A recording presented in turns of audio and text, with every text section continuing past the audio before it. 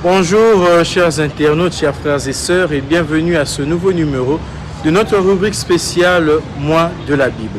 Aujourd'hui, nous allons parler d'un thème majeur, un thème important, la communication dans la Bible. La communication est l'un des thèmes majeurs que l'on retrouve dans la Bible. Elle est présente dès la Genèse, lorsque Dieu dialogue avec Adam et Ève et se poursuit tout au long des Écritures. Dès les origines du monde, Dieu communique avec l'homme. Genèse 1, 28 à 30. Dieu révèle sa volonté à l'humanité de diverses manières, par des rêves, des visions, des prophètes et finalement par son Fils Jésus. Voici sa manière de communiquer.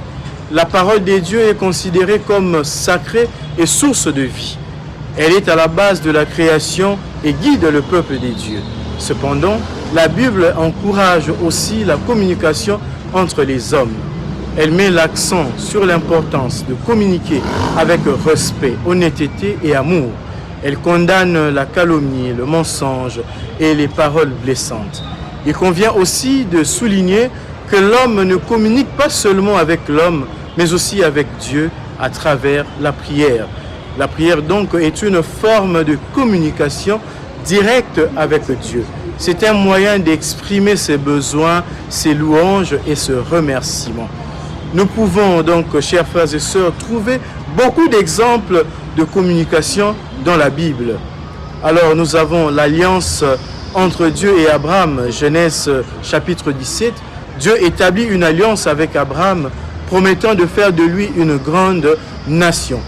Nous avons aussi le 10 commandements, Exode chapitre 20, où Dieu donne à Moïse le 10 commandements, un code moral fondamental pour le peuple d'Israël. Nous avons aussi les paraboles de Jésus dans les évangiles, surtout dans les synoptiques, chez Matthieu, Marc et Luc. Jésus utilise les paraboles pour enseigner des vérités spirituelles de manière simple et efficace. Nous avons aussi les lettres des apôtres, les lettres des Paul. Les apôtres écrivent les lettres aux premières communautés chrétiennes pour les encourager et les instruire. Nous avons les lettres des Paul et puis les actes des apôtres. Aujourd'hui, les principes bibliques sur la communication sont toujours pertinents. Ils nous invitent donc à écouter attentivement les autres, à exprimer nos pensées, nos sentiments avec clarté et respect. Chercher à comprendre les autres plutôt que de les juger, à cultiver des relations basées sur l'amour et la confiance. La Bible, chers frères et sœurs, en tant que texte fondateur de nombreuses religions, offre une mine d'informations sur la communication humaine et divine. La Bible met en avant l'importance de la parole de Dieu, non seulement comme un ensemble de règles, comme une source de vie, de guidance et de réconfort. En créant l'homme à son image, Dieu nous a dotés de la capacité de communiquer. La Bible nous enseigne comment utiliser ce don de manière constructive en promouvant l'amour, la vérité, la justice. La Bible abonde d'exemples des malentendus, des conflits et de ruptures de communication. Elle nous montre que la communication efficace exige de l'humilité, de l'écoute active et une volonté de pardonner. La communication peut être un puissant outil de transformation personnelle, mais aussi sociale.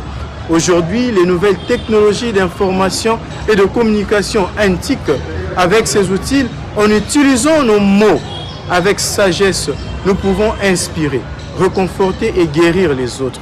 En conclusion, la Bible offre un cadre riche et complexe pour comprendre la communication. Elle nous invite à considérer nos paroles et nos actions avec plus de soin et à nous efforcer de bâtir des relations authentiques et significatives avec les autres. La communication est importante, alors communiquez avec amour.